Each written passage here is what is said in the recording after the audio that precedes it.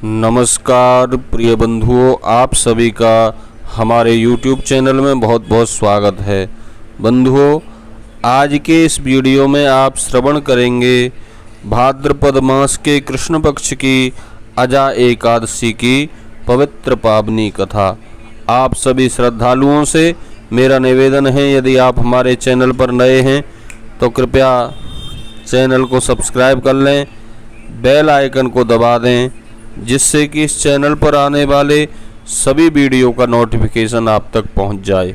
तो चलिए प्रारंभ करते हैं भाद्रपद मास के कृष्ण पक्ष की अजा एकादशी की कथा। बंधुओं, कुंती पुत्र युधिष्ठिर ने भगवान श्री कृष्ण से विनम्र निवेदन किया, हे जनार्दन, मेरी इच्छा भाद्रपद मास के कृष्ण पक्ष की एकादशी से संबंधित ज्ञान प्राप्त करने की हो रही है। कृपा करके बताइए कि उस एकादशी का क्या नाम है और इसे करने की विधि क्या है। भगवान श्री कृष्ण उत्तर देते हुए बताते हैं, हे राजन, भाद्रपद मास के कृष्ण पक्ष की एकादशी का नाम अजा एकादशी है। इसका व्रत करने से सभी पाप नष्ट हो जाते हैं।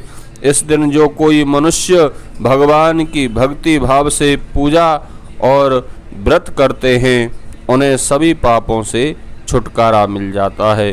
पूरे संसार में लोक और परलोक में सहायता देने वाली कोई एकादशी इससे श्रेष्ठ नहीं है। इस एकादशी से संबंधित एक कथा मैं कह रहा हूँ, ध्यान पूर्वक सुनिए।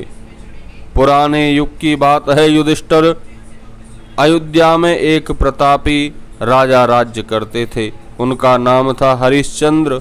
वे प्रतापी तो थे ही, सत्यवादी भी थे।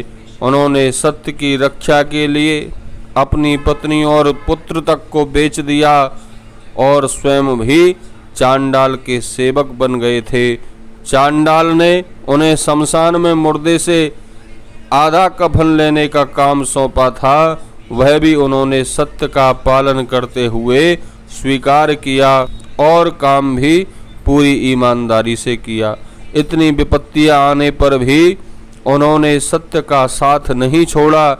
इस कार्य को करते हुए कई वर्ष बीत गए।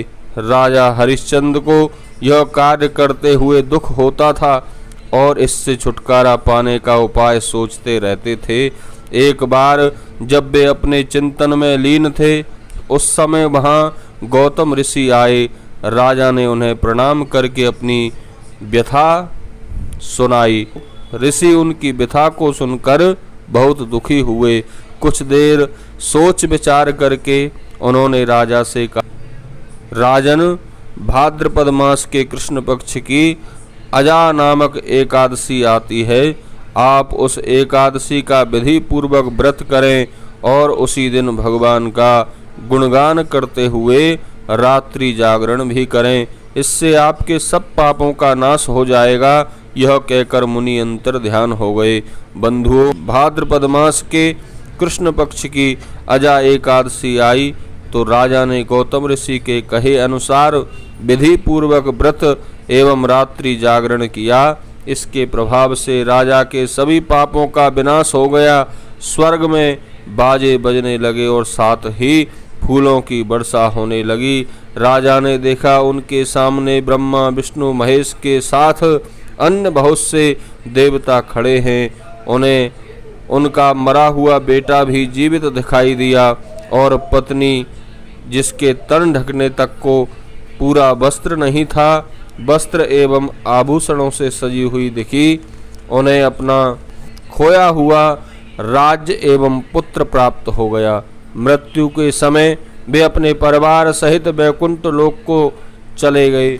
भगवान श्री कृष्ण ने कुंती नंदन युधिष्ठिर से कहा, राजन, यह सब अजा एकादशी के व्रत का ही प्रभाव था। जो मनुष्य भक्ति भाव के साथ विधि विधान से इस व्रत को करते हैं, उनके सभी पाप कट जाते हैं और अंत में उन्हें भगवान का सामीप्य मिलता है। इस कथा को सुनने या कहने से करोड़ों अश्वमेध यज्ञ का फल मिल जाता है। बोलिए श्री कृष्णचंद्र भगवान की जय। एकादशी महारानी की जय।